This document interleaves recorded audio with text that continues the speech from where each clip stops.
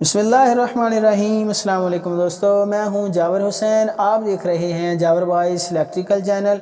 आज मैं आपको फ्रीज़र का स्टेबलाइज़र रिपेयर करने का मुकम्मल तरीका सिखाऊंगा। अगर आपने चैनल को अभी तक सब्सक्राइब नहीं किया तो प्लीज़ चैनल को सब्सक्राइब कर दें, वीडियो को लाइक कर दें और घंटी के बटन को दबा दें ताकि हर नई आने वाली वीडियो आप तक बआसानी पहुँचती रहे। आइए चलते हैं, स्टेबलाइज़र को रिपेयर करते हैं। जी तो मेरे प्यारे दोस्तों, ये है स्टेबलाइज़र का ऑन ऑफ का स्विच है, ये भी ख़राब हो चुका है। और ये है हमारे स्टेबलाइज़र का आउटपुट फ्लैश स्विच है। यहाँ हमने फ्रिज का आउटपुट लगाना होता है। इसको हम ओपन करते हैं।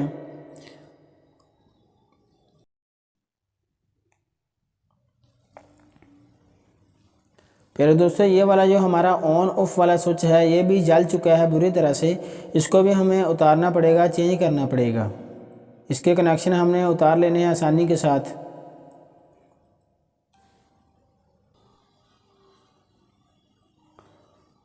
और ये वाला है हमारा आउटपुट फ्लैश स्विच, इसको बोलते हैं। इसके अंदर 3 पिन शू लगता है, इसको भी उतारना होगा।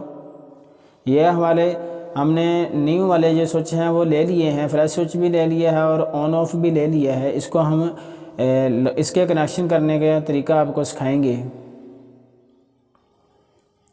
इस तरह से कनेक्शन को आपने बाहर निकाल लेना है बटन वाली जगह पर। जो स्विच के ऑन ऑफ के कनेक्शन हैं दोनों वायरों को आपने बाहर निकाल लेना है स्विच वाली जगह से। ये देखें, इस तरह से तारों को बाहर निकाल कर लगाएंगे तो कनेक्शन लगाने में आसानी होगी।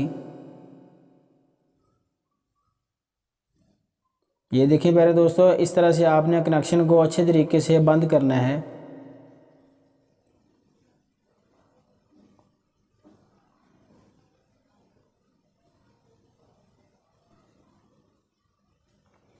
जी प्यारे दोस्तों, ये देखिए हमने ऑन ऑफ का स्विच का कनेक्शन लगा लिया है। इसके हम नीचे वाले जो स्क्रू हैं उसको अच्छे तरीके से बंद करना है। ये देखें, इस तरह से कनेक्शन आपने अच्छे तरीके से बंद करने हैं, लूजिंग ना रहे।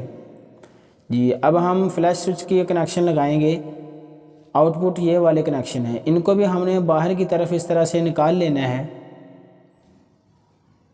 प्यारे दोस्तों, फ्लैश स्विच के 5 पॉइंट होते हैं जिसको 5 in 1 भी बोला जाता है। हमें सिर्फ चाहिए होते हैं नीचे वाले जो 2 पॉइंट हैं, उनका हमने कनेक्शन लगाना है। आपको बताते हैं प्यारे दोस्तों, ये वाले जो नीचे वाले जो 2 पॉइंट हैं इनके अंदर हमने आउटपुट का कनेक्शन लगाना है।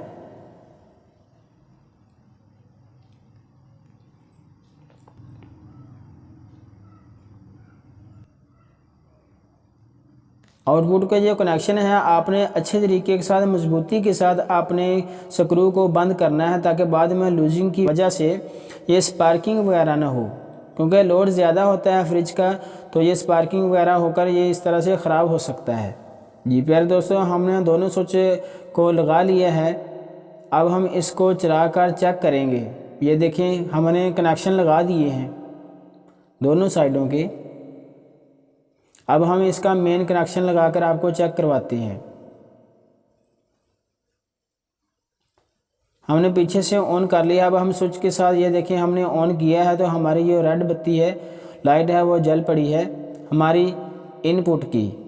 जब हमारा आउटपुट होगा, ये देखें हमारा ये आउटपुट है वो भी हमने थोड़ी देर बाद चला लिया है। ये देखें, तो अब हम इसका जो आउटपुट लोड है वो भी आपको चलाकर चेक करवाते हैं। हम मीटर के साथ चेक करेंगे। इस तरह से हमारे वोल्टेज भी चेक हो जाएंगे और आउटपुट भी चेक हो जाएगी। ये देखिए प्यारे दोस्तों, इन पॉइंट के अंदर हमने कनेक्शन लगाना है। ये देखें प्यारे दोस्तों, हमारा तकरीबन 250 वोल्टेज आ रहा है। हमारे ये स्विच वगैरह हैं वो कनेक्शन सीधे हो चुके हैं, बिल्कुल ठीक हैं। ये तो प्यारे दोस्तों, वीडियो अच्छी लगी है तो प्लीज़ वीडियो को लाइक कर दें और मिलते हैं फिर अगली वीडियो के साथ। तब तक के लिए अपना ख्याल रखना। अल्लाह हाफिज़। पाकिस्तान जिंदाबाद।